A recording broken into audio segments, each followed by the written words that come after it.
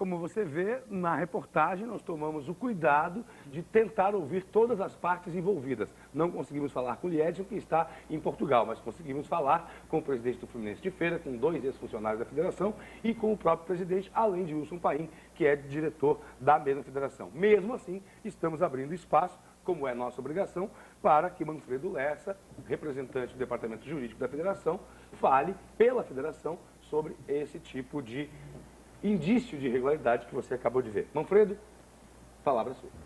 Bom, deixa eu tentar ser objetivo, porque eu sei que o tempo é curto. Essa questão, primeiro, do carimbo no documento, infelizmente o documento só foi apresentado em uma das suas faces, ele foi apresentado no verso. Mas eu estou com o processo todo aqui em mãos, e se a gente observar o documento na frente, ele tem o carimbo sem nenhum tipo de rasura. E é normal isso, ter um carimbo sem tipo de rasura na frente e um Olha, lado atrás? veja só. Não, só estou perguntando. Não, no departamento de registro da federação circula um número de documentos muito grande. Como são pessoas, são seres humanos que fazem esse trabalho, evidentemente que o ser humano é passível de erro, de equívocos. E, efetivamente, há uma rasura, mas o fato é que, na parte frontal do documento, tá, ele está perfeito e mais. Para que se efetive a transferência de um atleta de uma federação para outra, é necessário que se pague uma taxa à federação de origem e que se pague uma taxa também à CBF. No mesmo processo de transferência desse atleta do Fluminense, nós temos os 2 pagamentos, tá, feito a Federação do Rio de Janeiro e feito a CBF no dia 7 de março, portanto, na véspera. Então, deixa eu ver se eu entendi. Qualquer ida de jogador para qualquer outro clube, saindo de amador para um profissional, ele tem registro e tem que pagar a taxa na federação. Amador é diferente. É diferente? Mas tem que pagar a taxa também.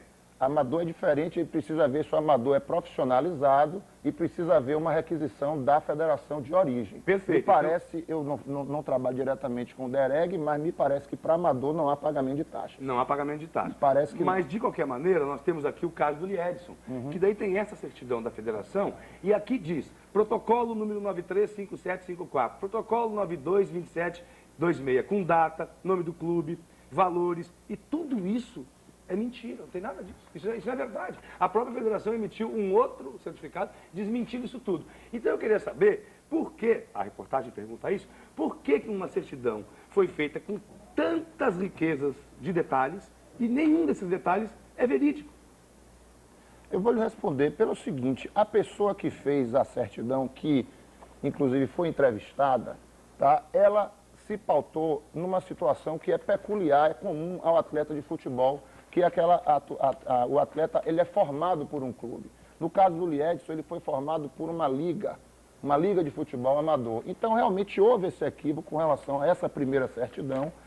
Não houve essa determinação do presidente Adinaldo, essa informação caluniosa, inclusive nós estamos comunicando ao Ministério Público, tá? Porque nós vamos entrar com uma representação penal contra essa ex-funcionária, porque ela praticou o crime de calúnia diretamente contra o presidente da Federação Baiana.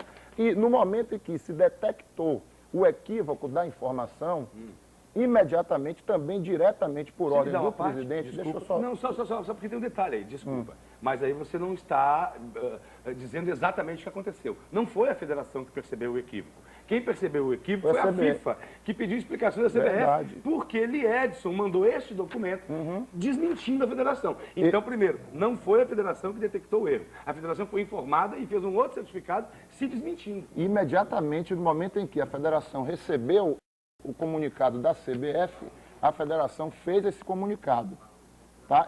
E pediu essa nova certidão por ordem diretamente da presidência, porque o que houve foi um equívoco.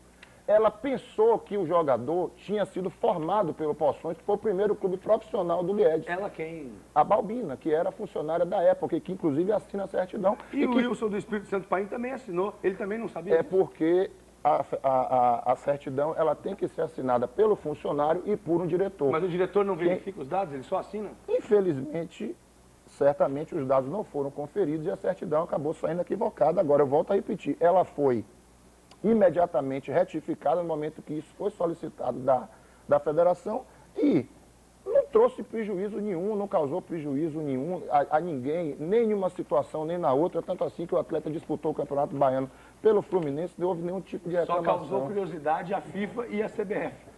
É verdade, e se pediu informação e foi apurado e a certidão foi retificada. E na certidão, se você observar, depois a gente pode lhe fornecer a outra certidão, você vai conferir que os números são os mesmos.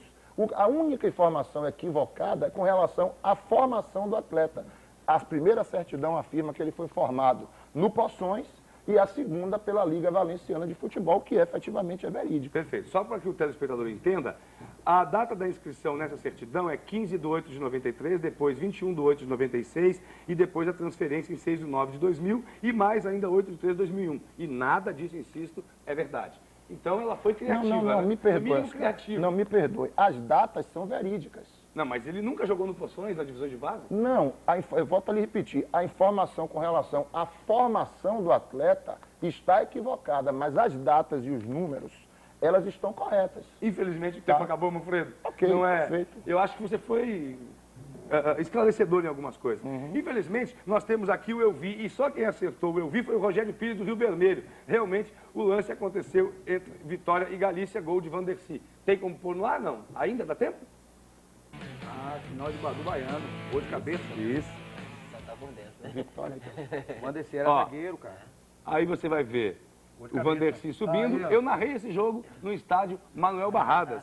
Narrei esse jogo. E aí o Vandercy fez de cabeça contra o Galícia Vitória foi o gol de campeão aí. 1-0. E eu gostaria de aproveitar que o tempo está terminando, só para deixar claro, viu, Manfredo, que o presidente da Federação Baiana de Futebol, senhor Edinaldo Rodrigues, tem espaço aqui no Cartão Verde para vir dar a sua versão dos fatos, como teve dentro da matéria, porque afinal de contas é a nossa obrigação.